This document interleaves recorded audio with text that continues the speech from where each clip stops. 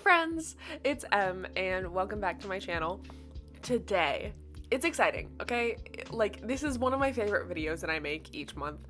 We are gonna be making my October stats page, so this is about all of the books that I read in October, and as always, this is a collab with the lovely Knit Plan Jess. Don't forget to go check out her video as well. And we can sort of see if there was any overlap to what our favorite books in the month were. I love it. As always, we are going back to the pie charts. I really like them, especially for like the format and the pub date. I think they're really effective for me to see sort of how much I'm reading. So what I'm here, we have the really pretty coral color is audio, the pink color is ebook, and the black is physical. Yeah, your girl read physical books in October. So I read 23 books, or books, for a total of 9,092 pages. So on average, what would that be? Let's just do some quick division of 992 divided by 23. On average, I was reading 400-page books. So that's, pretty lengthy. I definitely read some 600-page tomes, and I think those sort of bumped up the average. But I did also read a bunch of 400-page books as well. In terms of pub date, I was reading way more backlist and new release titles than usual. I feel like, I like to go hard on my NetGalley shelf, as y'all know. There's also just the happiness that comes from reading a book before everybody else. Even if it's just by like the teeniest amount. So I definitely, I read a lot of arcs. It's a gamified reading system. So in terms of the arcs that I read 14 arcs. I was approved for 13. So that means that overall I went down by 1. But I absolutely loved Iris Kelly Doesn't Date, which is the third and final book in the Bright Falls romance trilogy. Another arc that I read was Rule of the Aurora King, which if you're listening to this on Wednesday and you just finished Iron Flame and you're feeling hungover, you should absolutely check out Nisha Tooley's series. It is delightfully smutty, although I've described this book series as edging because there is no copulation until book 3, and book 3 is not out yet, so that's where we stand. In terms of my fantasy fall, I read 6 fantasy books this month compared to 8 romance, and then I mixed it up a little bit with some sci-fis and thrillers, and then just for kicks, tossed in a horror, a graphic novel, a historical fiction, and a contemporary. So all over the place.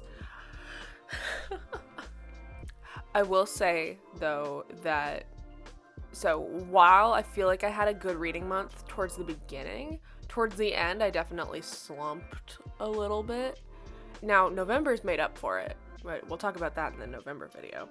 I also read Next Door Nemesis by Alexa Martin, which is, it's like a friends to enemies to lovers set in the backdrop of a homeowners association in suburban Ohio.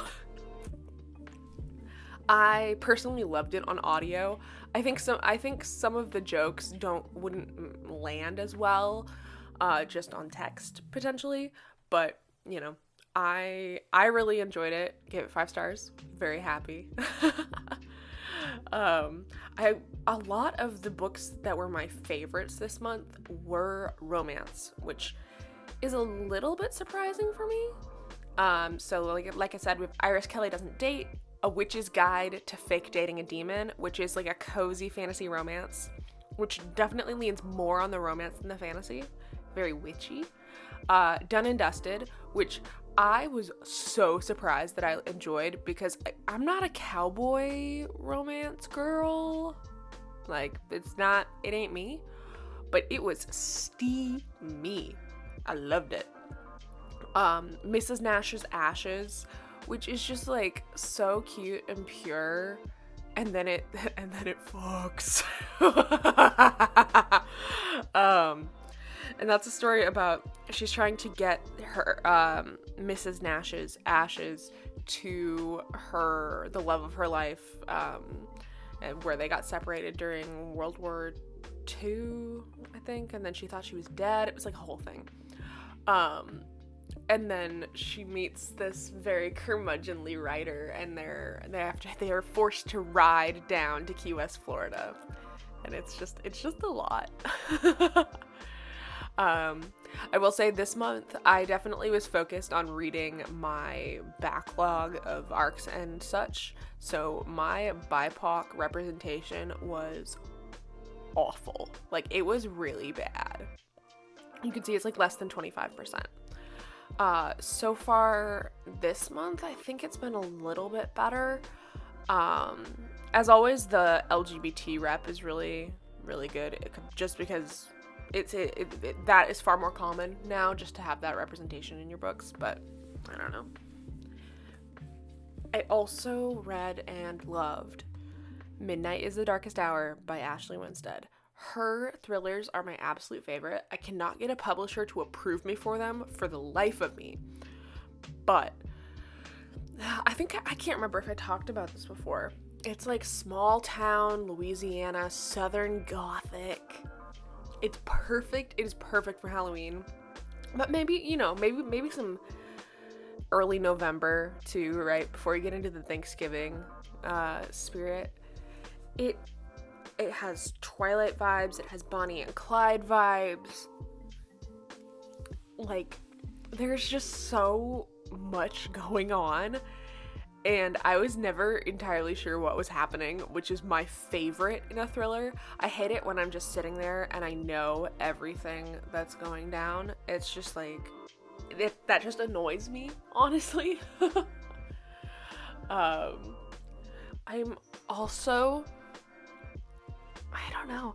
I also read Only If You're Lucky by Stacey Willingham, which I love her thrillers. I love how she writes them.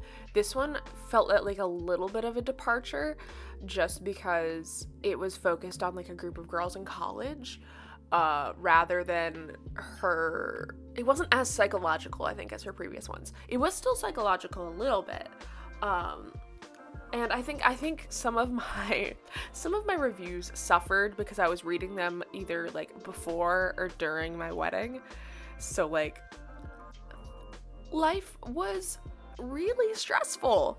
So I don't think I got to enjoy them as much as I could have. I think that this is like a solid, I think I gave it like a 4.5 stars. If I reread it, I would probably give it 5 stars. But it's just, just a little bit of, like, just enough to dock it a little bit. In case anyone was interested, I have still not read The Dragon's Promise. It's on my like permanent TBR. I really want to do it. But getting me to pick up a physical book is really hard. Like, you know how that goes. I am gonna go pick up Iron Flame from my local indie bookstore today. I was on a panel at Barnes & Noble for Iron Flame, which was just bananas. Like, I cannot believe that happened. Also, what I really like about this spread is that I'm just adding stickers and stickers and stickers, and it just looks, in my opinion, it looks really, really freaking cute. As always, all of my stickers here are from Kaylin Plans. She is my planner bestie, and I love everything that she makes. So comment down below what your favorite read from October was. Don't forget to like and subscribe, and as always, happy planning.